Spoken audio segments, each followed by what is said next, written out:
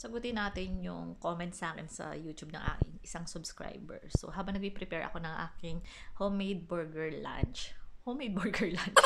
So, anyway, sabi niya, ma'am, sarado po pag winter yung mga hotel. So, paano po kung sarado? Saan po pumupunta yung mga trabahador na nagtatrabaho doon? So, something like that yung tanong niya.